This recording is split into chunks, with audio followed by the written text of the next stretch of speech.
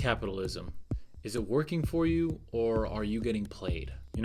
I think depending on where you sit on the financial totem pole, your answer to that question may be different. And that makes sense because humans by nature are self-interested. So the people at the top will of course tell you that it works. But does it work for you? Or does it serve a selfish need for a select few? That is what we will try to answer in today's more serious video. This is day 17 of 100 Days of Finance, where the entire goal is to give you more personal finance education in 100 days than most people receive in their entire lifetime. And I suppose that question alone already highlights some of the problems. How is it possible that a huge majority of us don't receive at least 100 days of financial education in grade school and high school? How is it considered to be a specialized skill that is only learned in college, yet we need it every single day? And how is learning something like how cells work considered essential learning, when most of us will never use that information unless we advance into a specialized field? Seems kind of backward to me. Anyways, my name is Derek and I got my degree in finance, so you don't have to. Let's get right into it. So first and foremost, capitalism is a widely used economic structure that is currently used in the United States. And it operates on the principles of private ownership, of production, distribution, and it also includes competition with the goal of maximizing profit. And it also must be noted that we truly do not have a free market. There are always going to be laws in place that try to make capitalism more fair. But the problem with those laws is that someone's fair is someone else's unfair. And because lobbyists exist, the laws that are going into place aren't always there to make things fair. In fact, some of the laws blatantly create an unfair market in the name of capitalism, which is kind of an oxymoron. And one of the clearest examples of this is the sugar tariffs in this country. While they were created to make it more fair for sugar farmers in the United States by raising prices of foreign sugar, what it ends up doing is hurting the average American, because you either pay more for drinks made with real sugar, or you end up with sugar replacements like high fructose corn syrup. That is why Mexican Pepsi has real sugar, and Pepsi here in the United States has corn syrup. So yes, while this maybe makes it more fair for sugar farmers here in the United States, since they have to pay a higher labor cost, unless you are a sugar farmer,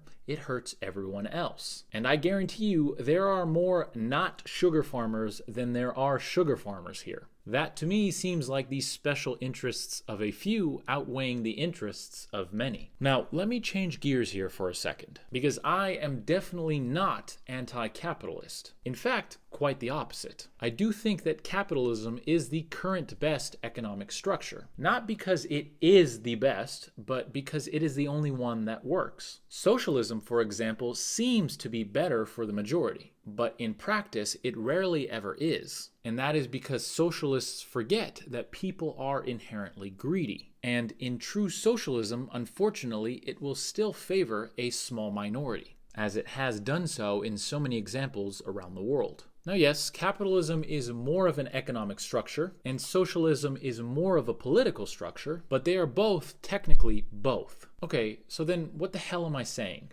Well, I'm saying we as humans are basically stuck between a rock and a hard place. Capitalism has serious flaws, but what is the alternative? And what about when it comes to the original question? Is capitalism working for you or against you? Well, it's doing both. Capitalism gives everyone a chance to become ultra successful, but it does not give everyone an equal chance. If you are born extremely poor, you have a much farther journey to become successful than if, for example, you were born in the middle class. And that is because your baseline is further away. That in itself is not a fair system. But at the same time, we have to remember that we live on the same planet as animals who don't have homes, education, grocery stores, or luxuries. So we have to realize that life was never meant to be fair. And all you have to do is look at the animal kingdom to see that. But we are much smarter, which means that it is our duty to always try to reach for equality.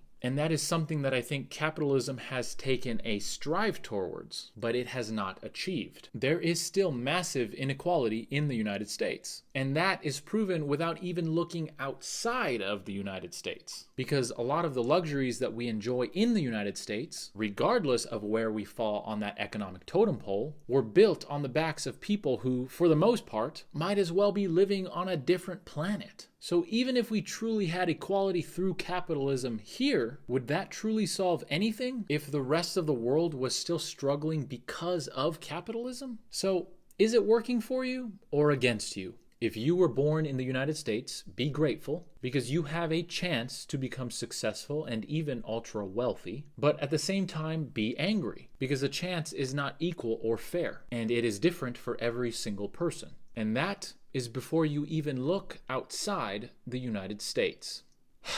I hope this video was enlightening and sobering. I love personal finance, investing, and economics. It's been my passion for over a decade, and I love to be able to share that with you. Now, we do have a long way to go as a society, but hopefully these videos are helpful to you in your own personal journey. Because regardless of where you are in that journey, understanding personal finance helps tremendously with that journey, which is what we will continue to do as we progress through our 100 days of finance. As always, my name is Derek and I got my degree in finance, so you don't have to. In tomorrow's video, we are going to be discussing something a little more lighthearted, and that is what a PE ratio is and how you can use it in your investing. Feel free to subscribe if you haven't already so you don't miss that video, and I will see you tomorrow.